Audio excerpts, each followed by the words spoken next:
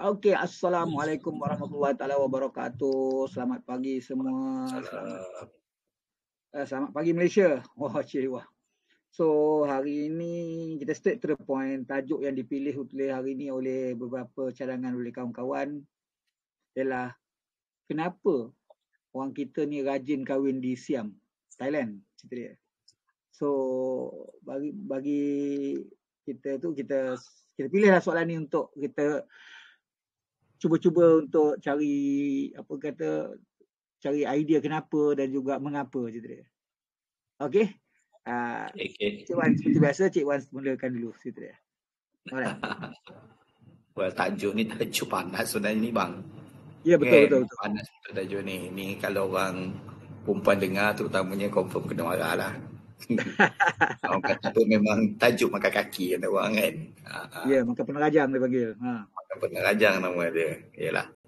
Tapi betul lah hakikat dia. Okay. Benda tu berlaku. Bukan saja kat Thailand sebenarnya, dekat Indonesia pun ada kan. Yang orang kahwin dekat Indonesia. Kan dekat apa? Dumai ke mana? Indonesia. Dumai lah. Tak mana lah dekat sambil Indonesia Batam. Kat Batam. Kan. Tak tahulah kat mana kan. Yalah. So kita tengok adalah sebab-sebab tersendiri kan orang kahwin kat sana. Yalah, orang kata nak pergi ke sana pun bukannya mudah. Kan? Lepas tu yalah, pergi ke sana. Tapi yang peliknya yang aku nampak, tahu-tahu tiba-tiba kahwin kat Siam, kan. So macam magic lah juga kan. Tahu-tahu dah kahwin kat sana. Ada macam kes baru ni kan, anak seorang artis berkahwin dengan suami orang tiba-tiba ke Siam sampai tahap mak bapak dia pun tak sedar dia pergi ke Siam, kahwin kat sana. Kan? So agak pelik lah. Dah renyam apa sangat. dia? Dah renyam sangat. Tak tahulah renyam ke tak renyam tu biasalah kan. Orang muda kan, macam tu lah cerita dia. Kan saja orang muda je yang kahwin dekat Siam. Orang tua pun dah ganyut pun ada, dah nak orang kata dah bau tanah pun dah pergi kahwin kat Siam. Ya betul. Kan? Mungkin itu cara yang paling mudah kan. Dengan magic-magic yang orang boleh buat pergi kat sana. Tambah pula dengan Lady katanya siap ada package lagi yang dibuat oleh penyedia-penyedia. In fact boleh cari dekat Facebook kau katanya. Package kahwin di Siam ni. Kau cari kat Facebook ada seorang provider dia pergi kahwin kat sana. Package dia tak silap aku RM2,500 sekali dengan package honeymoon. Tu komplit dah tu. Bayar nikah semua. Dia siap ada orang yang akan tunggu kau dekat border. Kan kau masuk secara sah, tunggu kau kat border, bawa pergi dekat sana. Kan nikah kat Songkla kot. Dia biasanya dia akan pilih 2 tempat dah silap aku. Aku tak ingat satu lagi tempat. Songkla dengan apa satu lagi. Tapi dia paling dekat dengan konsulat Malaysia lah. Dan kita tahu bila kahwin kat sana pun balik Malaysia kena bayar denda je lah.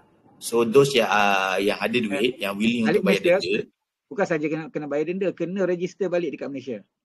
Register balik bayar denda. That's it.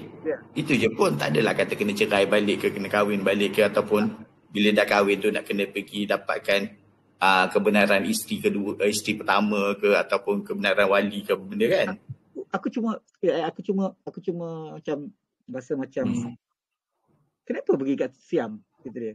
Kenapa tak pergi ke Filipina ke, pergi ke Vietnam ke, pergi ke US ke, pergi ke UK ke, Australia ke, New Zealand ke. Bukan tak ada komuniti Islam di tempat lain, pergi ke Jepun ke. At least dapatlah honeymoon yang betul-betul best. Ini setakat Siam. Apalah sangat honeymoon pun alamak. Itu dia. Yelah. Nasi mas itu. Satunya bila kau pergi dekat Siam, macam Siam tu kebanyakannya mereka boleh bercakap Melayu, cakap Kelantan. Kan? Satu. Yang keduanya kau pergi dekat situ dekat je pun. Kecil je bajet dia. Kalau kau nak pergi Filipina, kau nak kena naik flight, kau nak pergi US, kau kena naik flight. Biasanya kebanyakannya orang-orang yang kahwin pergi ke Siam ni, dia orang nak cepat, dia orang nak mudah, dan kalau boleh dia orang nak murah. Okay. Aku pernah dengar ada kes. Aku pernah dengar ada kes sampai 50,000 kahwin kat Siam. Mahal. That's why lah aku cakap kalau kau kahwin dengan modal 50,000, baik kau pergi dekat Hawaii ke kan Fiji ke. Mungkin sebab dia punya prosedur dia tak ketat. Orang biasanya orang nak kahwin dekat Siam ni sebab orang fikir prosedur dia tak ketat. Di situlah keyword yang aku nak utarakan sekejap lagi tu lah. Lagi aku bagi check kau lagi. Sebenarnya aku ada bagi keyword dekat situ sebenarnya. That's why. Okay, kenapa? Sebab aku tahu jawapan. Dia ada satu jawapan lah. Kenapa cerita dia. Okay, tapi tak apalah, bagi Chan cerita dulu kan. Kau cerita dulu. Kan sebab betul ramai orang lari ke Siam, kahwin kat Siam sebagainya. Tahu dah lama dah cerita dia. Benda ni bukan benda baru. Benda ini dah makan makan dah berpuluh tahun. Tapi jawapan yang paling simple senang je. Kan? Dia orang yang kahwin kat Siam ni kenapa tak berani kahwin dekat Indonesia, Singapura? Itu je. Sedangkan kalau kau nak kata sempadan dekat je, sebelah-sebelah je, alah berapa ringgit lah pergi di Singapura. Kos pun alah kali 3 je, tak mahal mana pun, kali 3 pergi Singapura. Still murah. Pada aku still murah kalau kau pergi Singapura. Tapi kenapa? Prosedur lah. Yes, jawapan dia prosedur dan banyak. Singapura dia akan check balik ke Malaysia, dia akan verify dekat Malaysia everything sebagainya, baru disahkan. Dia kalau nak buat wali hakim di Singapura pun dia akan check balik kau punya family, dia akan contact semua. Banyak protokol dia. That's why orang tak pergi ke Singapura, orang pergi ke Thailand, Siam cerita dia. Sebab Siam ni semua sekali dia bebas, tak ada masalah. Tak ada nak check balik, tak ada counter check balik. Semua jangan atas kertas settle. Sebab itulah aku cakap, kalau betul-betul katalah suami itu kan cerita dia kan nak kahwin yang isteri baru nombor 2 contoh dia kan katalah kan jadi kalau mula-mula lagi dia nak melekeh dia nak ambil cara mudah dan juga tak nak ikut protokol yang betul-betul, dah nampak kat situ lah masalah dia akan datang timbul cerita dia. Faham tak maksud aku? Bukanlah aku kata memang aku punya statement ni akan dikecam oleh golongan lelaki cerita, tapi itulah kenyataannya. Kalau permulaan perkahwinan pun kau dah ada buat slack something dekat situ, kau agak-agak perkahwinan. Sebab kalau kita tengok dari segi peratusan perkahwinan yang dikahwin di Thailand, di Siam ni cerita dia, mostly-nya tak panjang lah. Mostly-nya gagal. Tapi ada juga orang argue bang. Kalau dah kau dah kata sangat nak kahwin, kan, tapi isteri pertama tak bagi, ataupun wali tak bagi, ada ayat mengatakan daripada dia buat maksiat, baik dia pergi ke Thailand, kahwin. Itu cerita dia. That's why. Balik pada poin asal ni. Kenapa nak kahwin di Siam? Kenapa tak kahwin di Singapura? Yelah. Kau nak kahwin. Isu dia sekarang, kau nak kahwin. Tapi kau tahu kalau kau pergi kahwin ke Singapura, dia punya prosedur payah. That's why. Kau tak akan dapat kahwin. So, dia fikir, okay, jadi sekarang ni macam mana aku nak buat? Itu dia kata. That's why. Aku akan terus-terusan buat macam ni, ataupun mungkin ada yang dah terlanjur, nak buat maksiat ke benda kan. Solusi dia nak kahwin juga. Tapi dia tahu, nak kahwin di tempat lain tu susah. Dia on the way tempat dia lah, dia siap. Itu cerita. Jadi that's why, itu aku cakap tadi, point aku ialah, kalau permulaan nak kahwin pun dia dah buat lekeh cerita dia. Dia nak buat semuanya main kalau boleh tutup mata bayar wang perlindungan aja konsep dia cerita dia. Kalau yang kahwin permulaan kahwin kau agak-agak dia kahwin boleh kekal ke? That's why aku nak tanya golongan perempuan. Kalau perempuan diajak berkahwin ke Siam, kalau dah mula-mula pun kau dah laki tu dah buat spoil cerita dia, kau agak-agak the whole perkahwinan tu akan spoil ke atau tidak cerita dia. Berapa ramai lah itu macam aku cakap tadi, berapa ramai yang kahwin kat Siam yang fail cerita lepas tu cerita dia. Sebab kerana daripada mula pun dah nak tipu lah, nak kelentong bini pertama lah, nak pusing lah, kalau boleh nak jimat lah, apalah bagi alasan, tak saling abah nak kahwin juga cerita dia. Kalau yang mula-mula tu kena spoil cerita dia, how do cerita dia. Katalah ada anak. Dia nak declare ke anak dia tu dengan bini pertama ke apa, harta perceraian sebagainya, everything. Kalau yang itu pun dia fail, kau agak. That's why aku sebenarnya macam ni lah. Memang aku tahu lelaki berhak untuk kahwin sampai 4 gitu dia. Tak ada masalah pun. Dia boleh tukar-tukar pun. Sampai 100 pun dia boleh kahwin gitu dia. Janji dia satu masa yang sama dia ada 4 gitu dia. Kan? Tetapi balik pada cerita dia, kalau dia sendiri pun tak ikut prosedur awal-awalnya, kau agak-agak dia akan ikut prosedur yang lain gitu. Itu je cerita dia. That's why isu ni bukan isu dia terletak kepada perempuan sebenarnya. Bukan terletak pada lelaki juga. Terletak pada pihak berkuasa agama dan sebagainya. Cerita dia. Maksud dia di Malaysia ni patut disenangkan. Bukan kita nak galakkan orang tu pergi ke sana. Di Malaysia tu supaya bila disenangkan diprosesnya, maknanya ikut undang-undang Malaysia, maknanya proses apa-apa yang berlaku kemudiannya berdasarkan harta ke sebagainya lah, kalau lah jadi tuntutan-tuntutan yang lain, jadi mudah gitu kan. Sebab kebanyakan ni aku cerita engkau yang kahwin di Siam tak daftar balik kat Malaysia tau, dan merahsiakan, even anak dah besar dah, bila dah mati baru tahu cerita dia. Kan? So, bila bawa tu, tapi kena ingat bila dia bawa, walaupun dia bawa surat nikah sebagainya, tapi dia tak didaftarkan di Malaysia, dia kira macam ada masalah lah cerita dia. Silap-silap boleh tidak boleh menuntut atau apa-apa pun cerita dia. Yelah, kat Malaysia dia anggap sebagai tidak sah lah untuk urusan legal. Jadi aku nampak cerita dia macam ni tak? Cerita dia patutnya memanglah perempuan tu sudah jatuh cinta angau dan sebagainya cerita dia. Tapi kalau kita kena tanya lelaki tu, adakah dia nak buat macam tu cerita dia? Kan? That's why aku cakap, aku pula kalau tanya aku kan, kalau gitu lebih kurang macam nikah mutaah je lah cerita dia. Tidak bertanggungjawab cerita dia.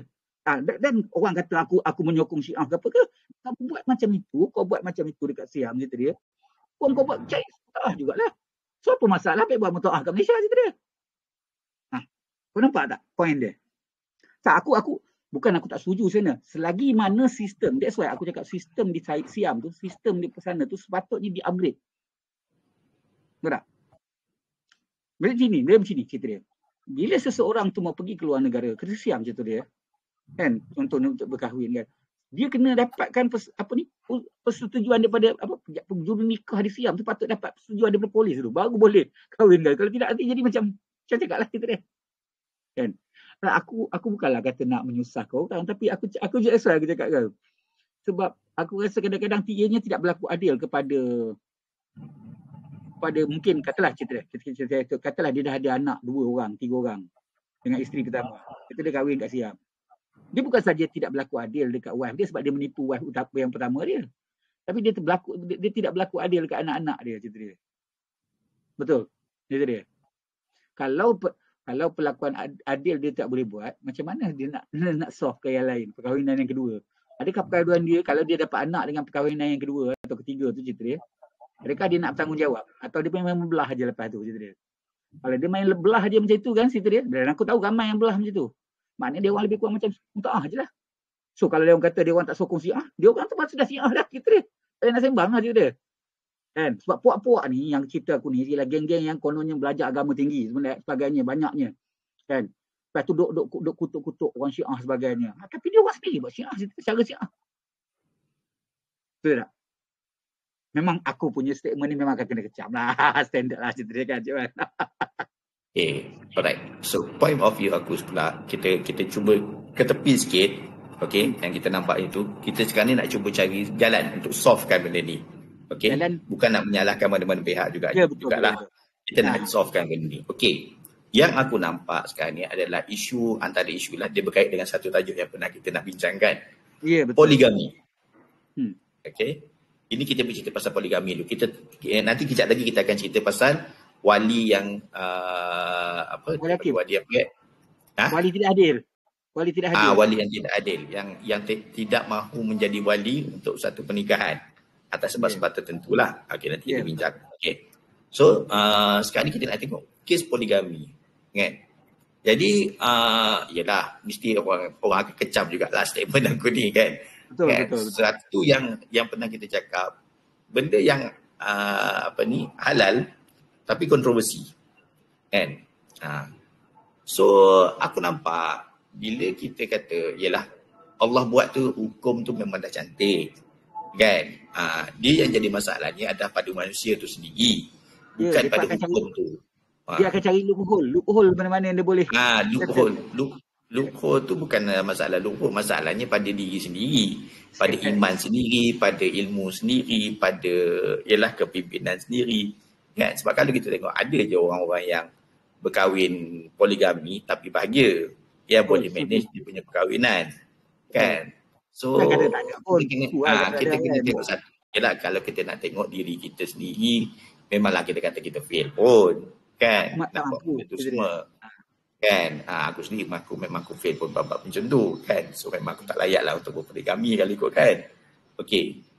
Cuma sekarang ni, bila dah ada isu-isu macam ni, kan, kita nampak macam mana kita nak memudahkan benda tu.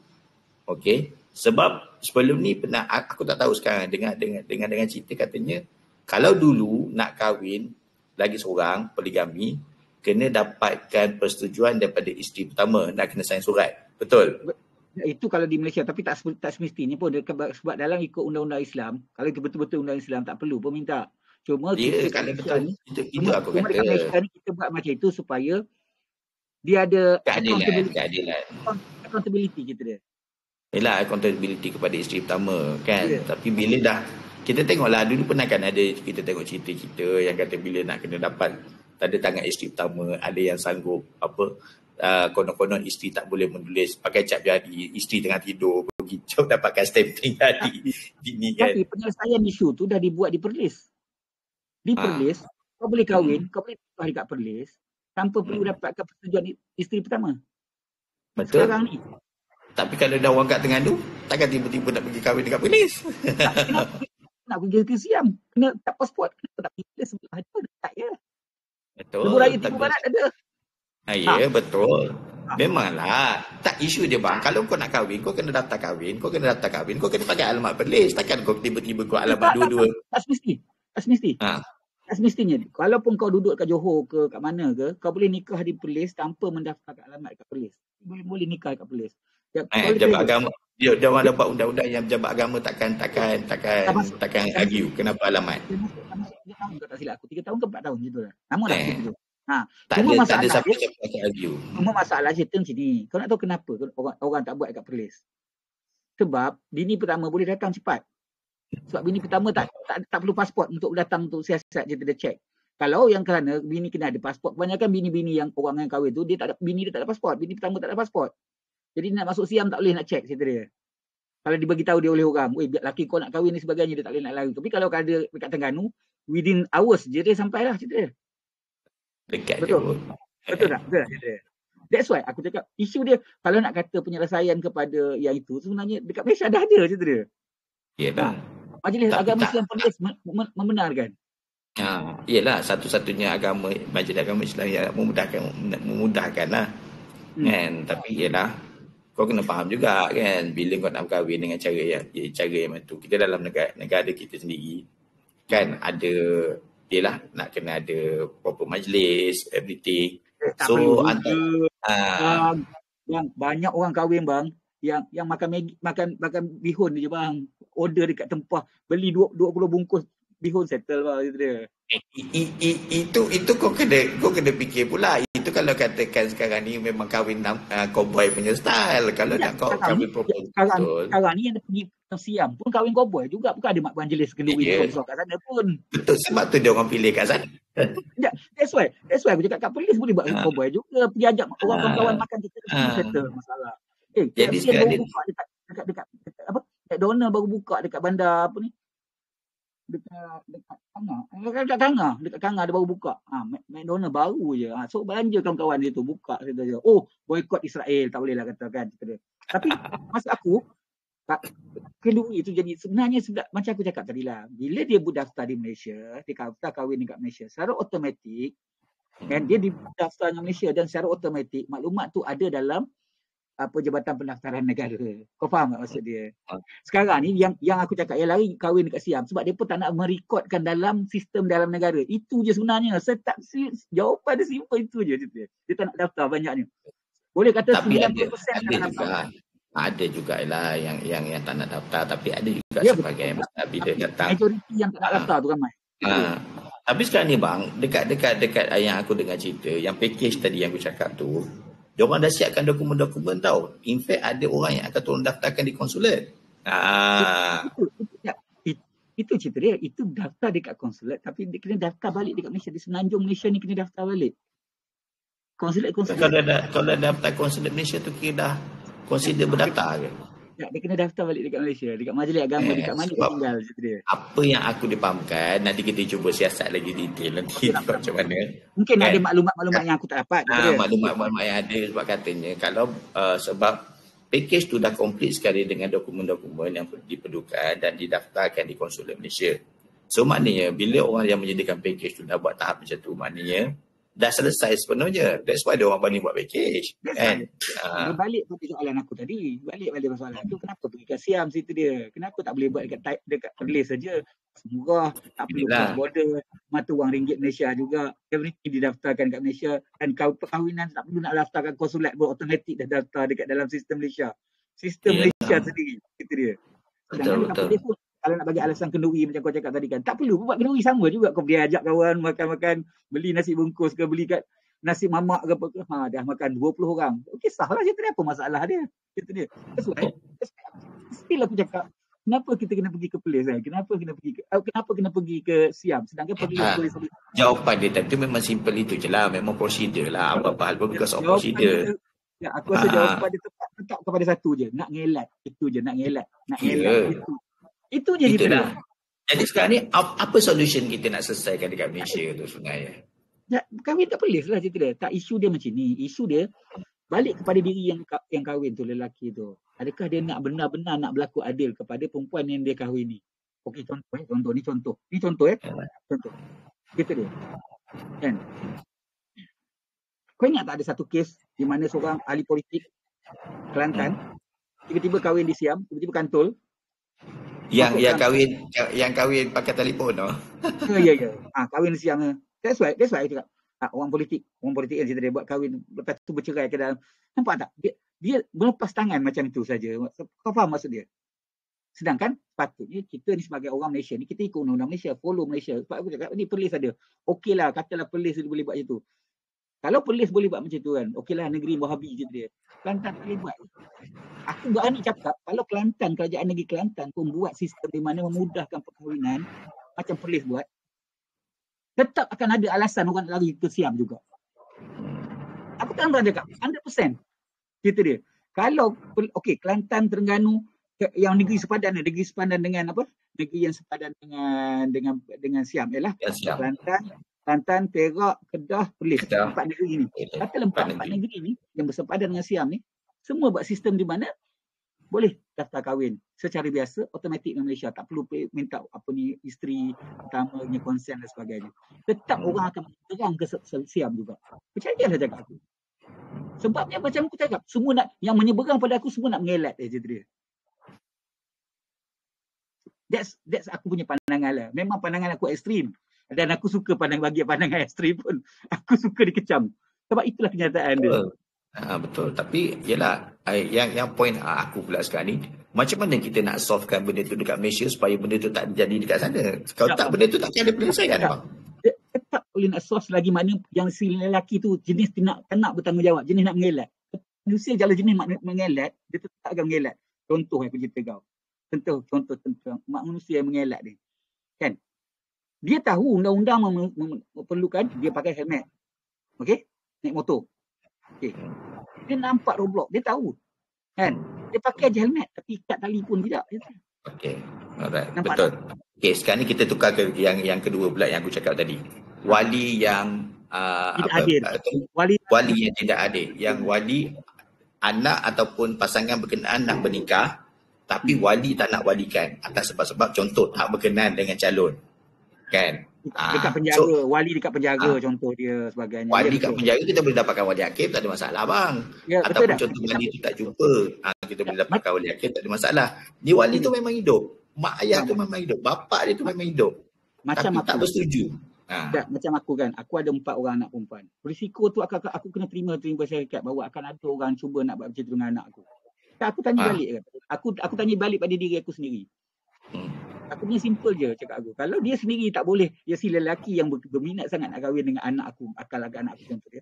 Kalau dia sendiri tidak boleh bertindak rasional macam itu, cuba nak mengelak di mana-mana arah, adakah aku nak benarkan? Sekarang ni kita tepikan soalan mengelak tu bang. Kan? Adakah aku nak benarkan? Memang aku cakap bapak yang wali yang berlaku tu memang depa tak berkenan pun dekat perangai dah. Mamat tu contohnya ada drug addict, dia tahu dia satu kampung kaki pelari beras contoh dia. Yelah sekarang ni kalau perangai macam tu siapa bapak mana yang setuju? Ya, that's why. Jadi kau kata lepas tu macam mana? Jadi memanglah itu berlaku, maknanya wali tak setuju, wali tak nak hadir seperti dia. Jadi tapi boleh nikahkan. That's why aku cakap sebab di Siam dia tidak ada, dia tak check balik. Dia main nikah saja cerita dia. That's why aku cakap. Okay. Kau cool down dulu. Sebab aku nampak kau tense sekali. Aku relax. Kau relax. Bukan tense pasal apa tak cerita dia macam ni. Kita cuba create satu senario. Kita cuba create satu senario. Contoh yang dalam TV semua kan. Contohlah kan anak ni memang nak kahwin. Okey. Yeah. Tapi contohlah yang kaya bercinta dengan yang miskin. Contoh ini benda berlaku bang Benda dia berlaku dalam dunia nyata bang kan? Ataupun contoh ada je orang kita ni, terutama orang Melayu, aku tak tahulah bangsa lain macam mana, yang memikirkan darjat kan. Contoh antara cinta antara dua darjat. Okey. Contohnya ada juga yang pernah berlaku pada aku ni aku cerita tak apa kalau aku tengok pun. Bercinta, okey, aku sebagai seorang OKU nak berkahwin dengan orang normal. Tapi mak bapak ni tak bagi because of alasan dia aku ni OKU.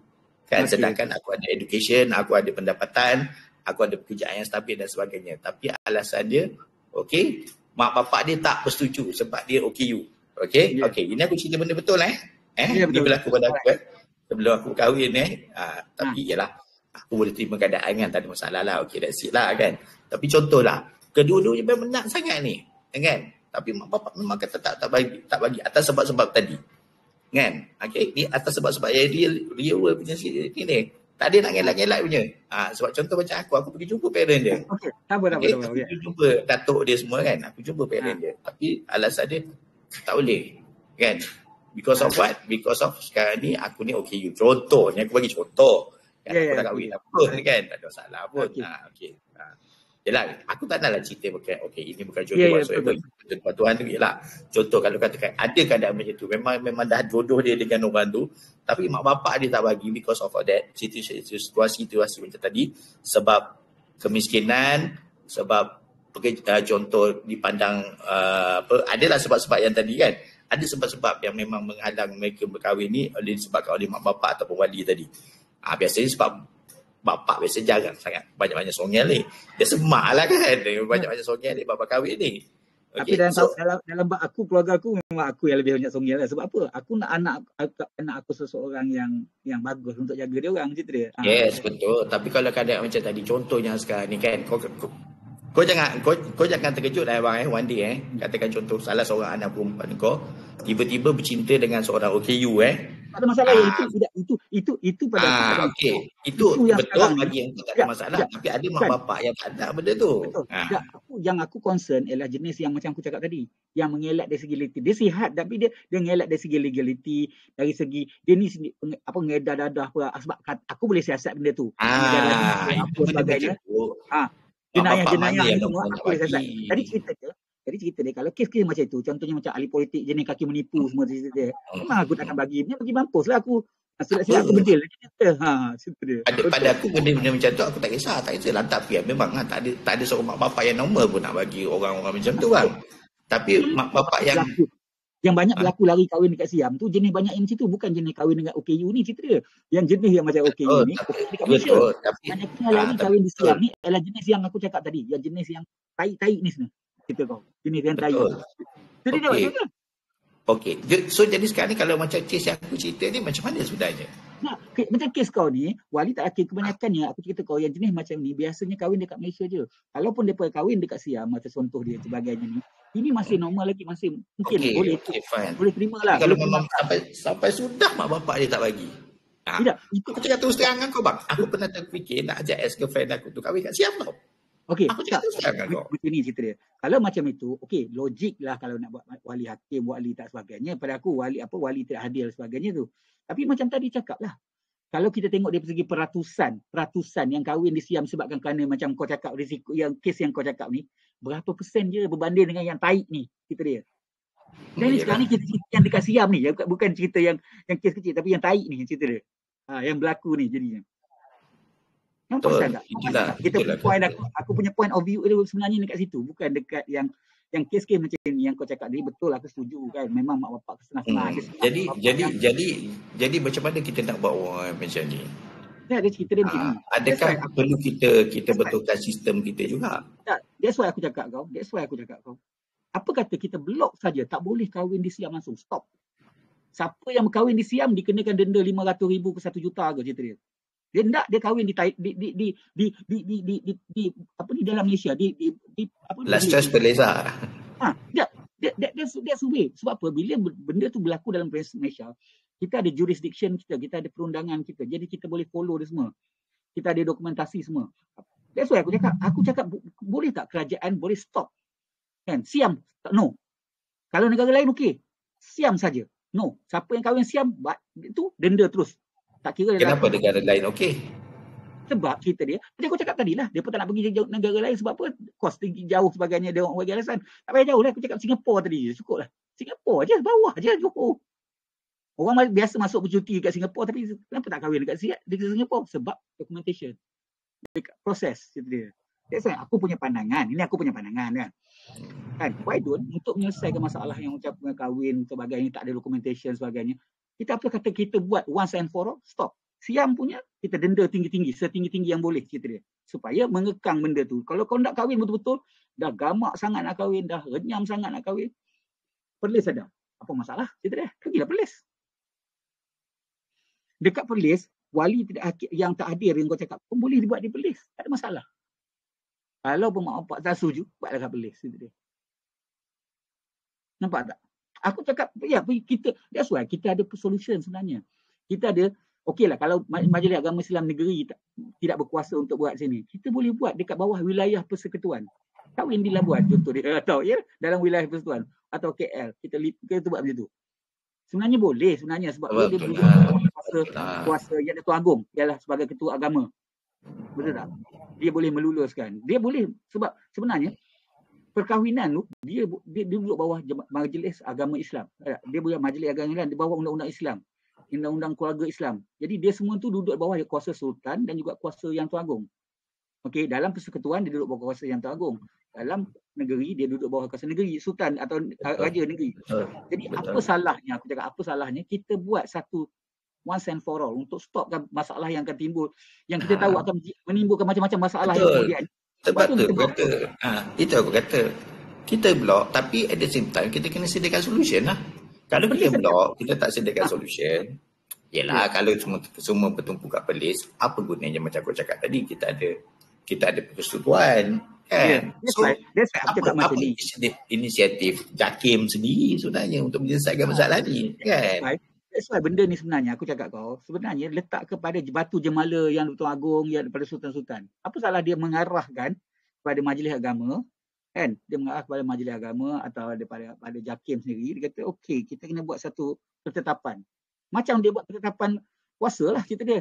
Kenapa orang di Perlis dengan Kelantan tak ikut apa Siam punya Siam punya puasa sebab nampak sana nampak anak bulan lebih awal contoh dia, raya awal lah cerita dia. Kan? Contohlah. Kenapa kena duduk puasa sebab dia duduk bawah kuasa, dipanggil kuasa dalam Malaysia cerita dia. Apa-apa saja kan cerita dia Sabah Sarawak. Jadi maksud dia yang Tuan Agong ataupun sultan-sultan negeri dia kena buat satu declaration di bawah kuasa dia sebab kuasa yang Tuan Agong tu absolute untuk berkaitan agama. Jadi dia boleh kata, JAKIM, Majlis Agama Islam negeri di bawah negeri-negeri, Majlis Raja-Raja telah buat keputusan bahawa tidak dibenarkan lagi mana-mana warga Malaysia berkahwin di Siam. Melainkan dia mesti berkahwin di Malaysia di mana-mana negeri dalam Malaysia. Mana-mana pihak yang berkahwin di Siam, dia kata di bawah undang-undang yang sedia ada, enactment yang sedia ada, kita kenakan denda yang maksimum. Settle masalah. That's why aku cakap kau, kita nak selesaikan masalah. Sebab pada aku kebanyakan yang berkahwin di Siam akan memberi masalah kepada yang tadi macam tadi aku cakap adik. Harta. Tapi soalan aku, bolehkah benda ni dicabar di Mahkamah Sivil? Tak boleh sebab apabila dia di bawah kuasa yang Tuan Agong, bawah kuasa Islam, di bawah akta, bawah kuasa yang Tuan Agong sendiri dalam menentukan agama Islam, ianya tidak boleh dicabar di civil cerita dia. Ianya hanya boleh dicabar di syariah saja. Tetapi kau kena ingat ada satu benda dalam undang-undang sivil dalam perlembagaan Malaysia yang mengatakan hak sama rata cerita dia. Yang itu mungkin boleh dicabar dari segi hak sama rata, hak untuk menentu buat pilihan sebagainya. Tetapi dari segi bila that's why aku cakap dia kena keluar satu dekri. Majlis Raja-Raja dan juga Yang Tuan Agong keluarkan satu dekri. Dekri ni lagi besar daripada perlembagaan tu cerita dia sebenarnya. Dekri mengatakan Okey, ini agama Islam, buat agama Islam. Orang lain tak boleh cabar. That's why, adakah dia orang nak buat cerita dia? Sebabnya dia orang sendiri. Institusi berkaitan yang mengambil peranan untuk mengatasi masalah ni. Sebab masalah ni sebenarnya masalah yang menjadi isu banyak kali. Setiap kali aku dengar dalam kes mahkamah ke, aku tengok dalam berita ke apa sebagainya, ialah kes harta lah, apa pemilikan, ialah anak lah, nasab, keturunan dan sebagainya. Dia jadi isu yang besar-besar, berlarutan sebab yang sana menuntut, yang sini pun menuntut. Cerita dia lepas tu yang sana pula menuntut. Rupa-rupanya setelah 2-30 tahun kahwin, rupanya tak daftar pun dekat Malaysia. Anak dah 8 orang je dia. Kau faham maksud dia? Anak kat Malaysia ada 8 orang, anak dekat yang kahwin dekat Siam tu pun, walaupun dia kahwin kat Siam, tapi duduk kat Malaysia ada 8 orang. Rupanya duduk ujung taman dengan ujung taman je dalam satu taman yang sama, kau bayangkan. Senang. Yang best tu bini sama-sama berkawan. Dia pun tak tahu pun laki dia orang berkahwin. Kahwin dua cerita dia. Kau bayangkan. Itu lagi haru. Tak, masalah macam ni. Tiba-tiba matilah mamat tu. Itu laki aku. Kau bayangkan. Ada. Memang ada kes macam tu. Lepas ex-driver aku. Anak bergaduh berkata. Bekas driver aku. Siap berperang bos. Aku cerita kat kau. Ada kes siap berperang kalau kat Kelantan lah. Cerita dia. Sorry to say lah. Itu kenyataan lah. Ini kes real yang aku sendiri dapat tahulah. Ex-driver aku dulu. Kan. Ni kes mak mertua bapak mertua dia lah. So tak tahu mak mertua ni memang tak tahu langsung yang ada isteri nombor 2 kan. Sehinggalah hari kematian bapak mertua dia meninggal, isteri nombor 2 datang menziarah. Waktu tu baru tahu. So ini antara cerita-cerita dia. Aku tak tahu, aku tak tanya detail lah. Itu kalau 2. Yang best tu rupanya bukan. Dia ada 8 bini bang. Dia berkahwin cerai. Masing-masing nak menuntutkan hak lepas tu. Sebab walaupun dah bercerai, anak-anak dia berhak untuk dapatkan harta dia. Betul. Kau faham? Betul. Kau bayang datang dengan anak-anak semua tu. Rupanya ada 6 bini je dia. Yang kahwin, yang hidup, masa hidup tu 4. Semuanya tak daftar. Kecuali yang bini pertama je daftar. Contoh dia. Tak kenanya je dia. Nasib baiklah dalam kerajaan hanya membenarkan 2 isteri saja untuk didaftarkan. Ya ke? 2 je? Kalau lebih Naya. 2. Isteri rasmi 2 je. Oh ya ke? Lagi 2 tak dikira sebagai isteri rasmi. So kalau nak dapatkan apa-apa benefit pun 2 orang je. Isteri ketiga, keempat tak dapat apa-apa benefit lah. Jadi macam contoh lah, baru ni ada cerita kan, ada seorang artis tu kan, dia ditangkap berkhaluat dengan seorang lagi artis kan, yang ada nama S kat belakang tu. Nama manusia kalau tu S ada lebih belakang tu sama ada dia singular atau plural lah cerita dia dalam bahasa Inggeris kan. Cerita dia. Adakah dia plural atau adakah dia singular kan cerita dia. Okey, soalannya itulah cerita konon kan. Kononnya si lelaki tu berlaku curang. Soalannya lelaki tak akan berlaku curang bah cerita dia. Sebab dia boleh kahwin 4, dia tak ada curang. Yang curang adalah belah perempuan cerita dia. Kalau ikut istilah curang cerita dia. Betul tak cerita dia? Kalau ikut istilah curang. Sebab lelaki boleh kahwin 4 cerita dia kan. Kalau nak ikut istilah curang lah cerita dia. Kan? Tapi kalau isteri boleh curang. Itulah kalau kita nak cerita istilah curang tu letak pada lelaki sebenarnya takkan ada poligami lah. Sebab macam mana seorang lelaki tu dia nak dapatkan isteri kedua, ketiga dan keempat. Kalau bila dia cuba mendapatkan isteri kedua tu dah kira sebagai curang. Itu persoalan aku juga. Tak, tapi kena ingat ada satu kes. Ada satu kes polis ke perempuan tu atau penguatkuasa ke, aku tak ingat lah. Dia ada dua suami. Ingat tak? Oh, tu lagi dahsyat. Baru ni kat Malaysia aku ada baca kat dalam berita dia kahwin 2. Aku tak ingat dia kahwin kat mana yang satu lagi tu, tapi dia kahwin 2. Rasa kat Siam dia kahwin yang satu lagi. Itulah masalah dia.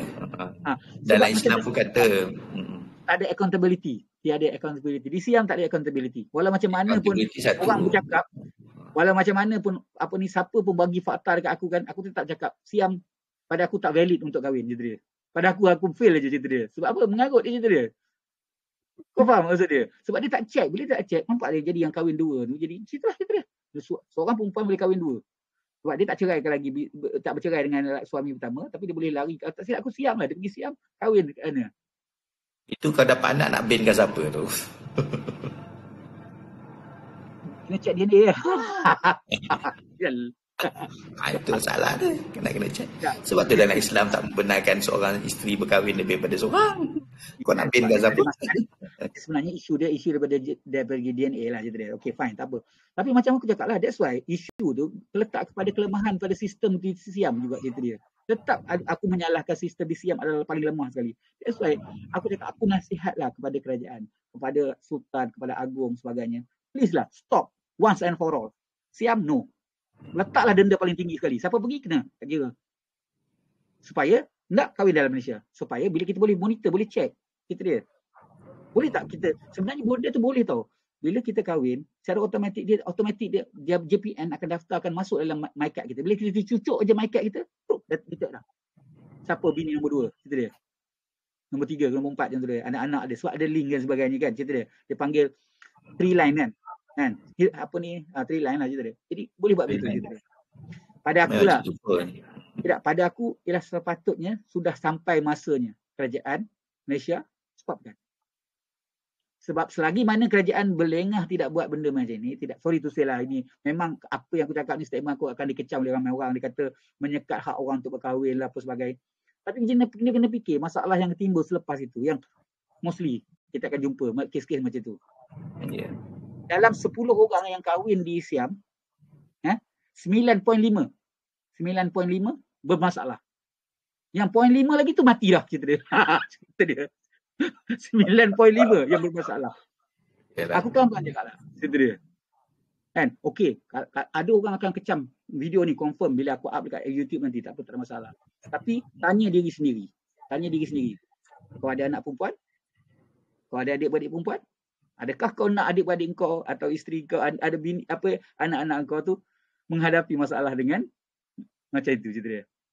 Kalau kau rasa boleh terima masalah tu, okey, silakan. Tapi kalau kau rasa tak boleh, kau jangan kecam aku punya statement, cerita dia. Simple je straightforward je. Hanya diri sendiri lah, cerita dia. Betul? Dia kes yang sama juga dengan kes rogol macam tu kan. Kalau kau hari ni kau rogol orang, kau kena ingat one day kau akan ada anak, kau ada cucu kan, kau ada adik. Kalau orang buat benda yang sama dekat kau, adakah kau nak buat benda apakah perasaan kau waktu ketika itu? Kalau kau kata tak apalah, jangan marah pula nanti. Jangan marah pula. Sebab macam aku cakap tadi, cerita dia. Sebab ini cerita yang kalau kita katalah kita duduk dekat mana-mana majlis agama. Sebab dulu cerita dia macam ni. Satu hobi aku masa aku duduk dekat aku duduk tinggal di menetap, dia kerja dekat Sungai Petani ialah bila aku kecil-kecil malam, kalau hari free cerita dia, kan?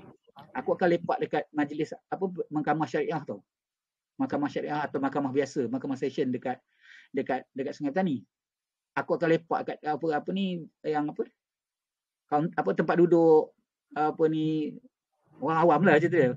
Kan? Galeri orang awam dipanggil. Jadi aku akan dengar macam-macam kes. Aku ingat antara satu kes yang aku paling tak boleh lupa ialah kes Ismail Kerbau. Aku ada dalam dewan di galeri awam tu, aku dengar cerita dia. Dan masa tu dia tunjuk cabut dia 6 jari dia boleh buka macam tu je cerita dia. Hebatnya Ismail Kerbau, dan kes tu berlaku di Kelab Cinta Sayang di cerita dia. Tak, aku suka dengar. Jadi kalau kita rajin pergi lepak tu, kita akan dengar macam-macam kes syariah yang macam ni. Rajin lepak dengan peguam-peguam syar'i dan mana-mana punya cerita, kau akan dengar benda-benda macam ni cerita dia. Dan semuanya berpunca dari benda yang sama juga macam aku cakap tadi. Sebab kenapa dia orang buat macam tu ialah dia orang tak nak accountability. Dia orang tidak mahu bertanggungjawabkan atas banyak benda gitu dia.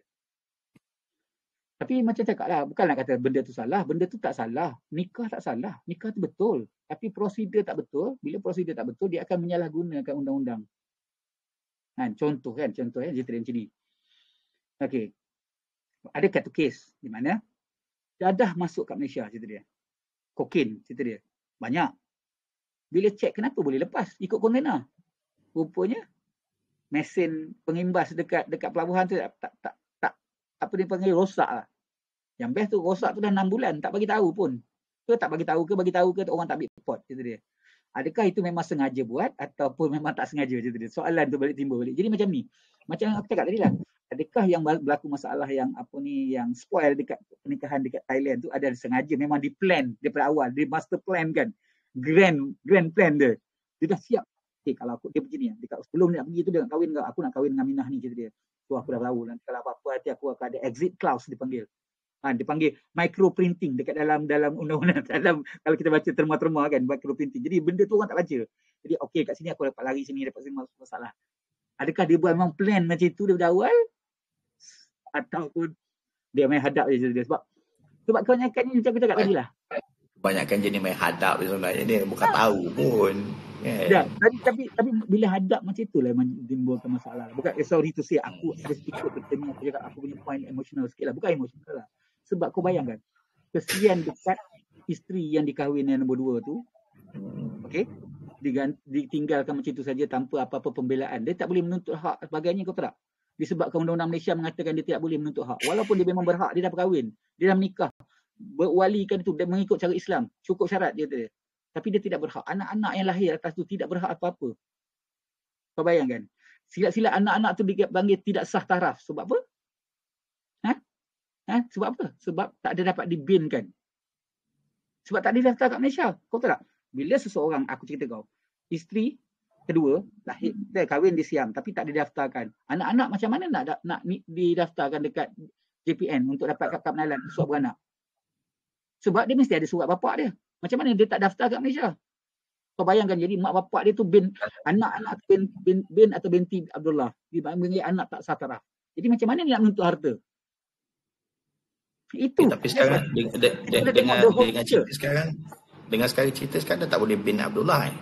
Ya, aku tak tahu. Tapi cerita dia, the big picture dia itu, cerita dia. Dia jadi tak sah taraf dan tak boleh meminta apa-apa pun hak dia. Walaupun memang takutnya dalam Islam, dia dah berhak sebab dia dah berkahwin, ikut cukup syarat. Semua cukup. Wali, hakim, wali, saksi, suami isteri ijab kabul, semua cukup.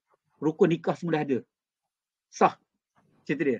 Tetapi disebabkan kerana tidak ada daftar kat Malaysia, anak jadi tak sah taraf. Dan anak tak dapat, bukan saja anak tidak. Kau kena ingat, kalau isteri itu warga Malaysia, tapi suami tidak dapat dikenal pasti, belum tentu anak itu jadi warga negara Malaysia, kau tahu tak? Mengikut undang-undang kewarganegaraan sekarang ni, cerita dia, even kalau seorang perempuan tu kahwin dengan Rohingya ke Bangladesh ke Mak Saleh ke mana ke, okey, kan? Tak ada rekod apa-apa, dia tak ada, belum tentu automatik dia dapat kerakyatan Malaysia. Budak tu, Betul. Jadi bayang tak, nampak tak isu dia besar, cerita dia. Kan? So sekarang ni isu point aku yang seterusnya nak kau kumpas. Sekarang ni kita tahu kan, semua dah cukup. 5 rukun nikah dah cukup. Ya. Yeah. Kan? Alright. 5 ke? Saja tanya. 5 dah tu. 5 rukun nikah tu dah cukup. Kan? Benda berlaku. Kan? So berlakulah sesuatu yang tidak diingini kan. Contoh kan. Jadi sebenarnya selain daripada ialah si suami yang bersalah. Kan? Secara Islamnya, syaraknya, kita kira secara syaraknya lah kan. Adakah pihak-pihak kuasa juga patut dipersalahkan dalam hal ini? Aku cakap terang serang, absolutely. Terutama sekali ketua agama. Absolutely patut dipersalahkan. Sebab kuasa terletak pada dia dan dia akan berjawab depan Allah Ta'ala. Itu cerita aku. Absolutely. Sorry to say, kalau ada nak report ke video ni, aku tak boleh kata apa. Tapi itulah kenyataan dia. Kenyataan dari segi agama tu sendiri. Absolutely. Kena ingat, pihak berkuasa agama, sebab dia pihak berkuasa agama, dia menentukan dasar dan polisi. Patutnya dia lah menetapkan segala-galanya. Tapi kalau dia sendiri pun berlepas tangan atas, ingat depan Allah Ta'ala nanti boleh berlepas tangan ke, cerita dia. Betul tak cerita dia? Jadi apa salahnya kita kan, sebagai seorang rakyat yang bertamadun, warga negara Malaysia, apa salahnya kita mengikut dan juga menetapkan perundangan seperti selayaknya, cerita dia. Okey, sekarang ni kita tengok side lagi satu pula. Aku nak tengok benda ni dari segi pelbagai sudut lah, pelbagai pandangan. Okey. Kita dah tengok sudut dari segi pihak berkuasa di Thailand, kelemahan di situ. Kita dah tengok sendiri juga kelemahan seorang lelaki sebagai seorang suami, kan? Dan kita dah tengok juga kelemahan dari segi pihak berkuasa pentadbiran. Sekarang ni kita nak tengok juga dari segi sudut pandang seorang perempuan untuk membenarkan suaminya kahwin lagi ataupun seorang wali untuk membenarkan anaknya berkahwin. So, apa komen kau pula bang? Tak, macam ni lah. Pada aku lah, aku ada anak perempuan 4 orang kan, jadi dia. As long as suami dia tu boleh bertanggungjawab dan boleh, dia sanggup menerima tanggungjawab. Dan juga dia bukan non-abusive lah. Sebab banyak kes sekarang ni abusive. Mental masalah. Jadi, okay, sorry to say lah. Untuk aku, anak aku, insyaAllah, aku cakap bakal apa menantu, memang dia kena lalu ujian poligraf dulu lah, jadi dia. Aku kejam sikit je dia. Aku memang kejam sikit lah. Orang lain aku tak buat, aku buat je dia. Kan? Jadi aku ada ujian psikometrik dan sebagainya sebab itu memang aku punya style nanti lah je dia. Dan bukan senang-senang lah untuk aku lah, untuk anak-anak aku je dia. Okay, tapi orang lain lah aku punya pandangan. Tapi tak apa. Pada pandangan aku cerita dia. Dan kita tahu bila berkaitan dengan ini, dia menentukan hidup panjang dia. Kau ingat, perasan tak banyak kes ialah bila sampai satu masa dia lelaki dia ada masalah mental sebagainya, atau suami isteri pun ada masalah, adalah berbunuh sama-sama masing-masing. Ingat tak? Yang campak isteri, tolak isteri daripada tingkat bangunan tingkat 5-16 saja tu dia mati dia. Banyak kes. Lah. Lepas tu kerat lah, bunuh lah, buat macam-macam. Atau tu kadang-kadang jenis yang tu susah nak cakap, tapi benda tu banyak sebab masalah mental. Macam kita bawa cerita semalam lah, yang 2 hari sudah, kita episod 8 kita cerita tentang stres tu kan. Masa episod 8 kita cerita pasal stres. Ialah bila stres tu, suami stres disebabkan kerana tekanan daripada isteri yang pertama, contoh dia stres. Lepas tu bini kedua pula meminta hak dan sebagainya, dia tambah lagi stres, lalu dia bunuh cerita dia. Whichever lah, dia bunuh isteri pertama ke, isteri kedua ke, anak-anak ke, wallahualam. Dan benda ni berlaku cerita dia. Kau faham tak? Jadi kita kena buat sesuatu yang kerajaan lah, maksud aku kerajaan, pihak berkuasa dan juga macam aku lah cerita dia. That's why kita kena pilih seorang yang sekufu, contoh dia. That's why dalam agama kita suruh pilih orang sekufu kan. Lepas tu orang yang kita rasa confident untuk melepaskan anak kita, cerita dia. Betul tak? Atau adik-beradik kita yang perempuan, contoh dia kan. That's why dia critical tau nak jadi wali ni. Bukan simply. Kadang-kadang aku rasa takut juga tau, cerita dia. Macam contoh, anak aku ada boyfriend. Aku cakap kalau nak jadi boyfriend anak aku, cerita dia kan. Dia jumpa aku, jangan cerita dia belakang-belakang. Everything pergerakan kena bagi tahu aku, cerita dia. Dan aku sini jumpa keluarga dia, contoh dia. Kan? Anak aku dah 23 yang sulung. Yang nombor 2 22, cerita dia. Jadi aku tak ada masalah. Aku cakap cuma aku ada beberapa kriteria lah. Aku dah set dekat anak-anak, dia orang tahu kriteria tu. Aku tak nak sebut dalam video sebab apa? Kalau aku sebut dalam video, dia akan menyinggung banyak pihak lah, cerita dia. Terutama negeri-negeri yang aku tak bersetuju, cerita dia. Kau pun tahu. Sebab aku cerita dengan kau, kenapa aku negeri-negeri aku tak bersetuju, sebab cerita dia macam ni. Sebab tendensi perceraian tu tinggi dekat negeri-negeri yang tidak aku setuju ni, cerita dia. Oh yes. Dia potensi untuk kahwin 2, 3, 4 dekat negeri-negeri yang aku tak setuju tu. Dan juga perceraian. Paling kronik kalau kau tengok dalam daftar senarai yang ada, statistik yang ada. Kita faham tak? Kita nak lepaskan anak kita nak sesuatu yang baik untuk dia, contoh dia kan. Atau adik kita nak kahwin kan, kita mesti lepaskan atas sesuatu yang baik kan. Jadi untuk mengelakkan masalah, that's why aku strict benda tu, cerita dia. Nak kata aziz sikit lah, cerita dia kan. Tapi balik cerita lah, cerita macam bersama juga kalau anak lelaki aku nak kahwin dengan yang perempuan, aku kena check juga yang perempuan tu macam mana, kok dia mental ke apa ke, cerita dia. Mental dari segi kan, sikit-sikit nak mengamuk ke apa ke, sikit-sikit nak menjerit ke apa sebagainya kan. Mana tahu kau sekarang ni pun perempuan pun boleh bunuh orang, cerita dia. Betul tak, cerita dia? Jadi kita tak boleh. Sebab itu aku pernah cakap kat kau masa yang stres itu, ingat tak? Aku cakap kita ni patutnya 5 tahun sekali rakyat Malaysia ni kena check mental lah. Aku cakap itu hari. Berisiko bang. Nasib baik dekat Malaysia ni, tak macam Siam di mana mudah dapat senjata api. Kau tak rasa ramai mati kat Malaysia ni. Dan macam aku cakap tadi kan, ada orang-orang besar kita sampai kahwin dekat Siam pun ada. Apa dia bukan dekat Siam, dekat Rusia pun kan, cerita dia kan. Rusia pun cerita kan. Tak nak sebut nama kan, cerita. Dia pula tengah-tengah orang tu kan. Cerita dia. Kan? Nampak tak? Tapi calon pilihan dia pun tak berapa tepat juga, cerita. Tapi masa dah senyam sangat nak kahwin juga, kita kahwin lah. Itu cerai. Kan, cerita dia. No comment. Ini reality. Aku cerita kau. Ini reality kan. Jadi macam mana nak cerita kan? Jadi bila kita tengok balik perkahwinan di Siam ni, sebenarnya macam aku cakap tadi, selagi bukan aku kata kita blok terus Siam punya perkahwinan di Siam, cerita dia. Selagi mana kerajaan Siam tidak, Majlis Agama Islam Siam, letak kita Afrika Selatan, mana-mana naratiwat ke Yala ke apa ke cerita dia kan, tidak menguatkuasakan prosedur yang betul, yang tepat, lengkap sebagainya. Dan selagi itulah kita blok.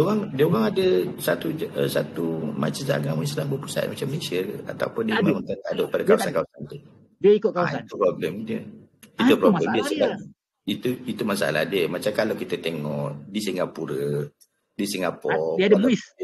Negara dia walaupun dia negara bukan Islam kan, tidak dideklarkan sebagai negara Islam, tapi dia ada satu majlis agama sort of majlis agama Islam yang memang ada negara punya kan. Macam di Thailand, macam di Thailand ni ada mufti dan sebagainya. So kita nampak structure dia tu ada. Jadi kalau dia nak buat counter check, dia nak buat check up dengan kerajaan Malaysia ke pun, mana valid lah from country to country kan, kerajaan ke kerajaan. Jadi kalau kita tengok di Singapura dia punya flow dia tu, mufti pun di endorse by oleh presiden. Perdana Menteri. Maksud dia ni adalah certified. Maksud dia certified. Majlis Agama Islam Singapura, MUIS dipanggil. Dia memang jadi bagus. Tapi yang di Thailand ni masalahnya based on kawasan ni. Ya betul, ikut kawasan-kawasan dia kan. Itu flaws dia kat situ lah. Satu benda. Pada satu masa dulu, ayah aku disebabkan kerana dia lepas dia kena stroke dan jadi dia uzur, dia banyak, jadi dia ada lupa sedikit sebagainya. Tiba-tiba dia melepaskan satu perkataan cerai kepada mak aku. Masa tu kami dah aku dah adik aku dah 30 masa tu bang. Adik aku dah 30, aku dah 40 lebih masa tu. Kau bayangkan, kami terpaksa menguruskan daftar perceraian tu dekat mahkamah sebab kami tak tahu sama ada perceraian itu sah atau tidak. Jadi kami pergi daftar. Kau tak, kami pergi di pejabat tanah di Seri Iskandar, Perak. Untuk semak. Rupanya daftar nikah semuanya disimpan di pejabat tanah tu. Itu dia. Memang terkejut. Bukan Majlis Agama Islam. Di pejabat tanah. Buka buku besar tu. Tulis Jawi semua bang. Itu dia. Masalahnya tulis Jawi style lama. Jadi aku tak boleh nak baca tulis Jawi style lama. Abang nak kena nombor 3. Cari-cari. Ni jumpa nama bapak aku. Bla bla bla. Kata, ni. Kan. Masa nak pergi daftar tu kan. Nak daftar problem tu dekat Majlis Agama Islam kan. Buku tu besar. Yang best tu, kami tengok daripada dalam buku di tahun 1920 pun ada lagi daftar dia. Itu dia. Kau bayang, punya lama. Yang menarik dia, itu dia. Pegawai tanya, ni nak daftar untuk siapa nak bercerai ni? Kan? Ayah dengan mak saya, kita orang tengok semua kami. Semua ada 7 orang adik-beradik, semua lelaki-lelaki. Dah tua-tua, abang aku dah 50 lebih masa tu kan. Dia orang nak gelak pada kami. Kata, kami tak tahu, kami ikut undang, kami gelak-gelak. Tapi kan, bila masuk di mahkamah, dibicarakan oleh hakim sebagai mahkamah syariah sebagainya, dan dikatakan bahawa bapa aku tu dalam keadaan tu dia tidak waras pada masa dia melafazkan. Jadi maknanya tak ada jatuhlah talak atau sebagainya. Tak jatuh talak lah. Aku tak sihat masa tu cerita dia, isu dia. Memang kita orang sebenarnya pasal ikut undang sebab kita tak tahu benda tu, jadi kita buat proses tu. Kau tahu tak?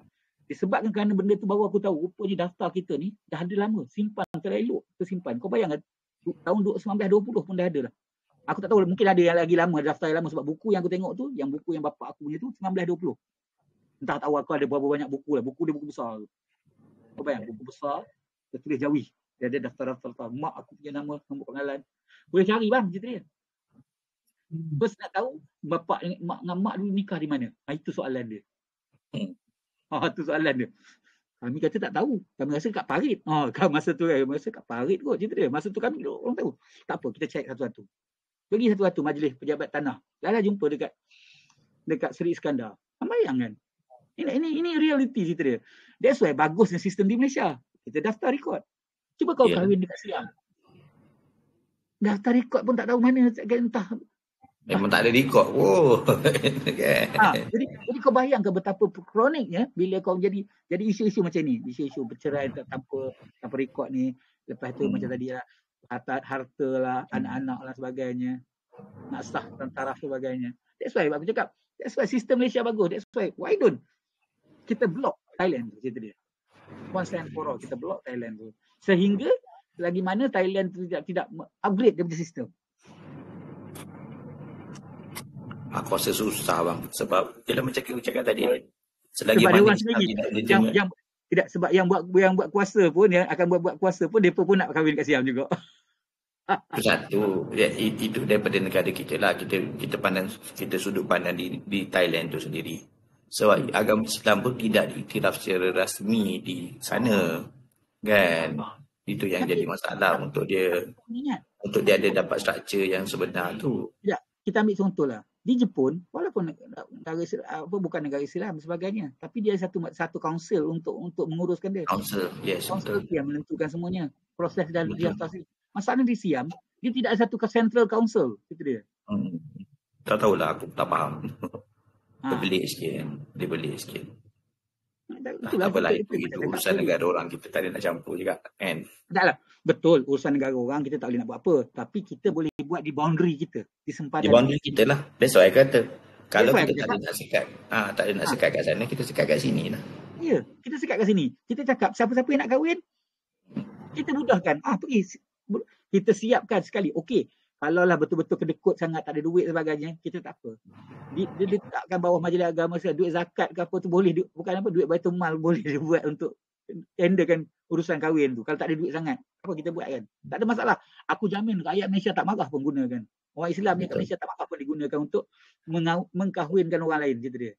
Betul. Dana tu cerita dia. Tak banyak lah. Satu kepala RM500 atau RM1,000. Tak apa. Buat. Aku tak marah, cerita dia. Sebab apa? Dalam Malaysia. Kita semua orang dapat pahala pasal mendirikan masjid, cerita dia. Yalah. Dah boleh jatuh hukum fardu kifayah kot. Aku rasa dah situ lah. Tak, kita sama-sama orang kata dipanggil konsep perkahwinan yang dipanggil dibantu kan, cerita dia kan. Kita anggap dibantu. Maknanya siapa yang berkahwin yang ada masalah sebagainya, kahwin tapi kahwin dekat itu. Tulis. Okey, kita sediakan dewan ke semua, tak ada masalah. Terus kita bagi duit belanja untuk kahwin tu RM100,000 contoh dia, tak apa. Dia ambil daripada tabung, tak ada masalah. Tabung persekutuan ke, tak kisah. Kalau nak suruh buka tabung awam pun, aku antara orang yang pertama yang akan masukkan semua situ. Sebab aku cakap tadi, bila daftar dalam Malaysia, undang-undang tu pasal bagus. Tak apa. Yang ni kita kupas next tajuk, kahwin kat Malaysia mahal. Nanti kita buat satu tajuk, kita bincang kan. Kahwin sekarang mahal. Kenapa mahal? Macam aku cakap tadi lah. Dia masing-masing nak bersaing antara satu sama lain, bang. Tak apa. Nanti kita kupas kemudian, bang. Nanti kita buka satu topik khas, kahwin sekarang mahal. Nanti kita akan bincangkan kenapa kahwin kat Malaysia mahal sekarang. Tapi kita balik kepada kita punya poin utama dia macam tadi. Kahwinan Siam kan. Kenapa? Pada aku lebih kepada risiko lah. Risiko dari segi undang-undang, pentadbiran munakahat dipanggil kan. Jadi aku rasa the best way is settle kan. Perlis lah gitu. Kan, perlis pun ada harum manis cerita dia. Boleh lah bagi juadah harum manis. Mahal Mahal. 1 kilo cerita dia. Bila lagi nak buat kenduri makan harum manis? Lama kenduri makan harum manis. Kebayangkan kenduri kahwin makan harum manis, mampu makan harum manis dengan pulut pulut sedap pulut santan. Jadilah pulut mangga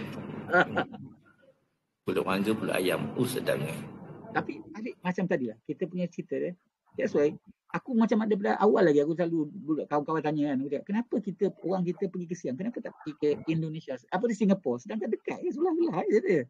Tapi bila aku tahu sebenarnya, memang aku tahu sebenarnya sebab protokol tu cerita dia kan. Ni pun nak, that's why aku cakap lebih pada mengelak lah cerita dia. Pada aku istilah dia mengelak lah cerita dia. Nak cari loophole yang mudah cerita dia. Sorry lah, aku buat ni memang sedikit emosional sebab aku tengok sebab banyak. Kalau kau perasan, contoh. Kau perasan tak yang kahwin, yang artis yang kahwin lari dekat Siam ni, mak bapak tak setuju kan, yang hakim-hakim namanya tu. Hakim namanya tu kan, cerita dia kan. Bayangkan, kalau mak bapak tak setuju, kau agak-agak perkahwinan tu boleh kekal lama tak? Betul lah tu. Kan orang kata perkahwinan ni bukan restu kan. Ada satu perkahwinan yang seorang lagi artis tu pun bercerai juga sebab itulah juga mak bapak tak setuju. Cerita dia. Dan lama-lama tau, dia lama-lama tekanan sebab dia orang ni selebriti. Bila selebriti dia tekanan Yes punya tu cerita dia kan. Dia akan jadi masalah. Tapi that's why kebanyakan macam aku cakap tadi yang kahwin di Siam, pada aku nampak mostly dia tak susah nak jumpa lah yang yang kekal lama, yang betul-betul bagus, yang mengikut prosedur balik Malaysia, daftar balik. Sebab bayangkan, kalau tak sah taraf, macam mana nak menuntut hak dia? Betul lah. Aku nak sentuh sikit lah. Minta maaf lah, baik. Sentuh sikit lah. Kita pun sebagai orang tua kan, yalah. Aku pun ada anak kan, walaupun anak kecil-kecil lagi. Kau pun ada anak, dan anak perempuan yang dah besar pun. Kita pun sebagai mak ayah ni sebenarnya, yalah, kena fikir panjang. Macam kau cakap tadi lah, kalau kita tak nak benda tu berlaku pada anak-anak kita kan, kita fikir betul-betul. Kan? Sekufu tak sekufu itu Allah Ta'ala punya cerita, jodoh kan. Ya, betul, sebab betul. kita tak tahu benda tu di masa akan datang. Mungkin hari ni kita lihat keadaan dia macam tu, tapi setiap orang berubah kan. Kita tengok effort dia, kita tengok keupayaan dia, tapi keupayaan pun ialah kita kena tengok juga kan. Benda ni masih jangka panjang kan. Why not kalau kita sebagai seorang ayah, sebagai seorang mak kan, kita nak tengok, of course kita nak tengok anak kita bahagia kan. Jadi kalau katakan sampai satu tahap kita tidak memberi restu pada anak-anak untuk berkahwin semata-mata untuk memenuhi kehendak dan kepuasan hati kita kan, ataupun contoh ada yang contoh kes-kes yang kata dah ada calon untuk si anak kan, banyak dan drama-drama Melayu kita tengok kan, dah ada calon si anak nak memuaskan nafsu kita, nak mengikut calon kehendak kita kan. Kita fikir panjang lah kan. Dan kita ni bukanlah maha mengetahui, kita tak tahu apa yang berlaku pada masa akan datang kan. So yalah, fikir pasal-pasal lah. Aku salah cakap lah, ini pengalaman aku hidup lah, pengalaman kerja dan sebagainya, memerhatikan selalu banyak orang yang sikap kan, dadah tak kira lah apa kategori dadah sekalipun kan, jenayah dan juga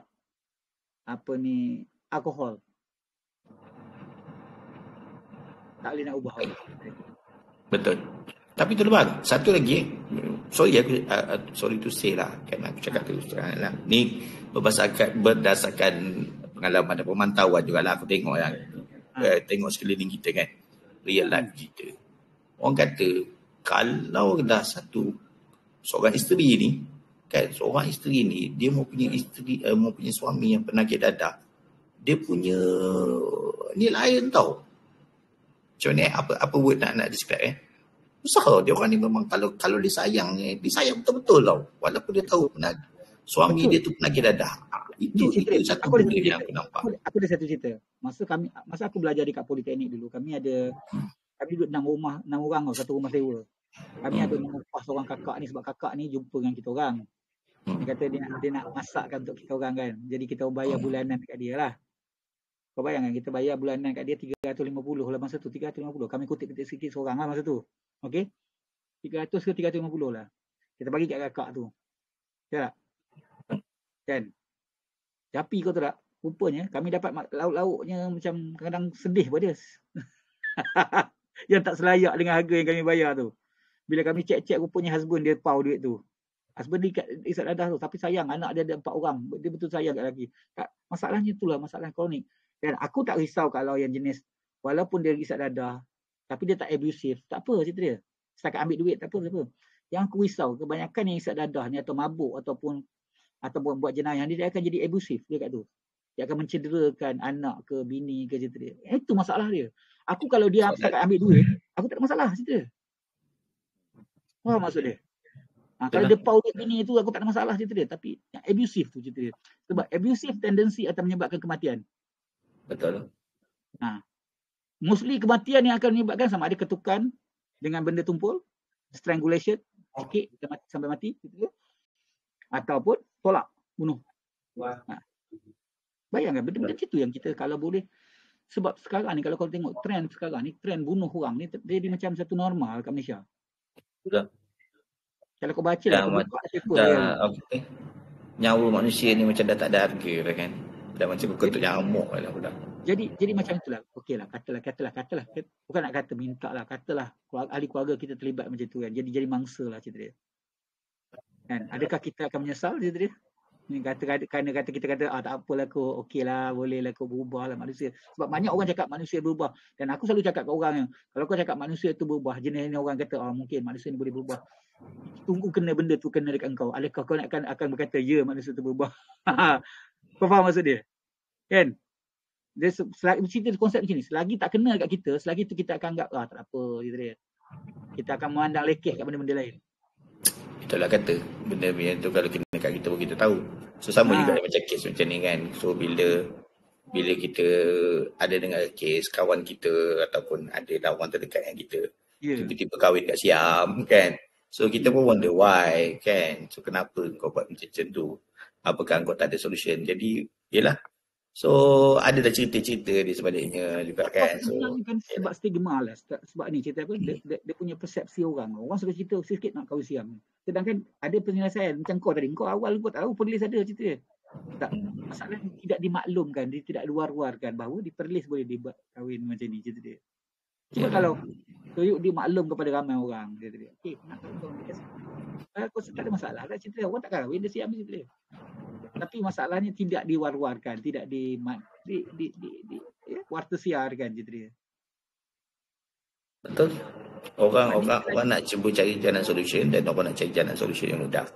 Kan kalau kita boleh provide jalan solution yang mudah. Macam contoh. Masalahnya kan. Contoh kan. Katalah aku nak kahwin cerita dia. Aku diceritakan kawan. Aku nak kahwin dua lah sebagainya. Kahwin pergilah Siam. Sebabnya kawan-kawan dia tak tahu, dia offer bagi tahu kat Siam. Jadi dia dah tanam kepala kahwin kat Siam. Kepala dia. Kalau kawan dia cakap, kahwin dekat Perlis, tak ada masalah. Nampak tak? Betul. Kan?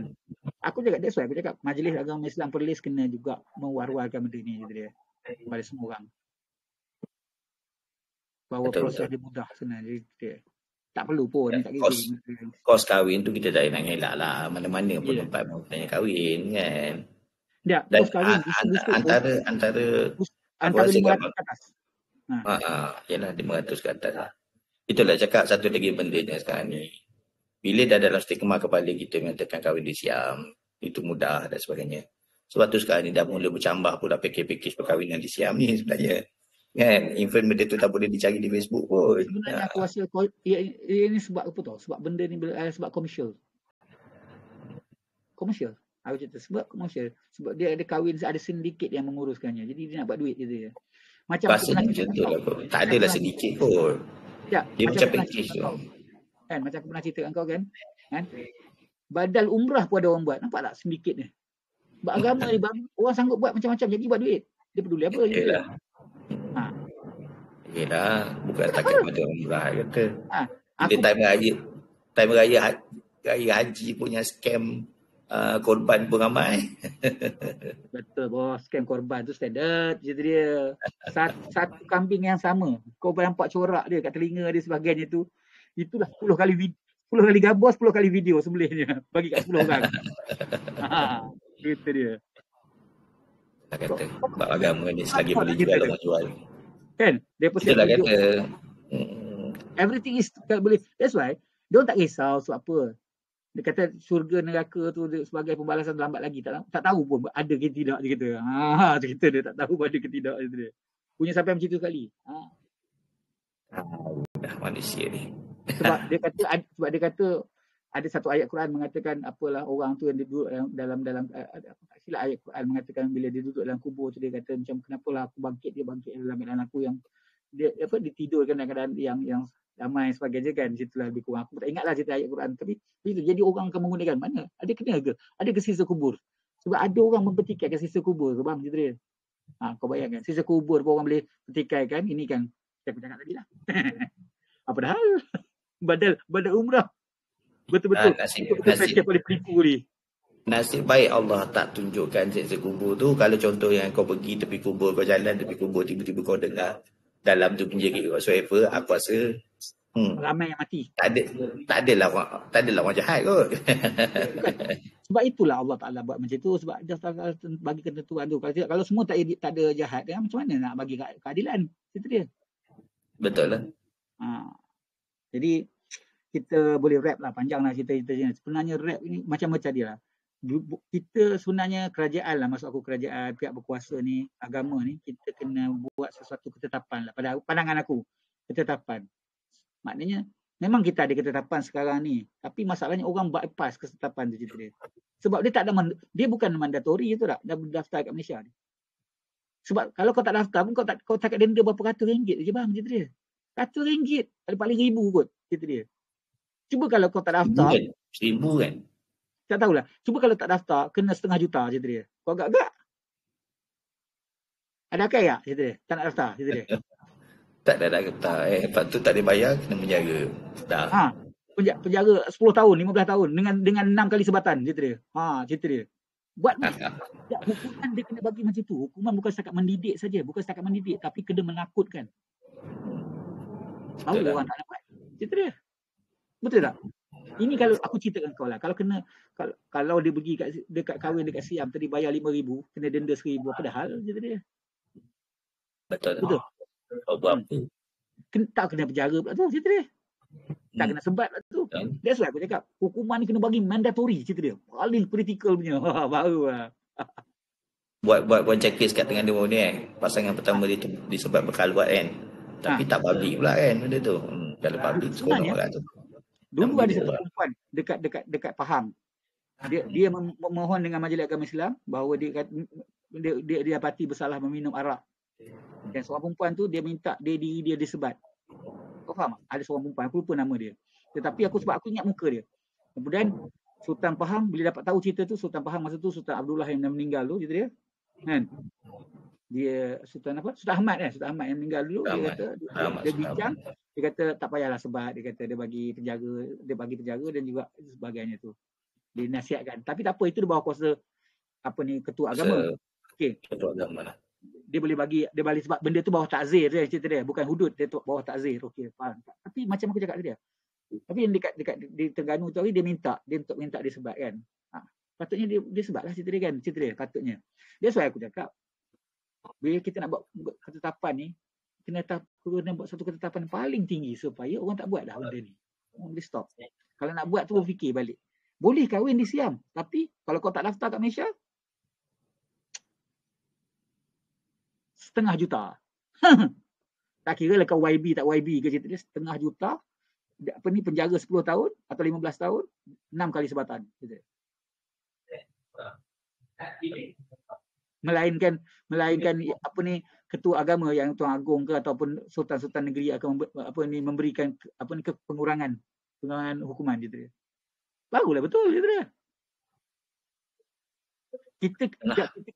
Kita bagi dia punitive treatment, bagi satu tindakan yang punitif itu panggil itu, hukuman yang punitif.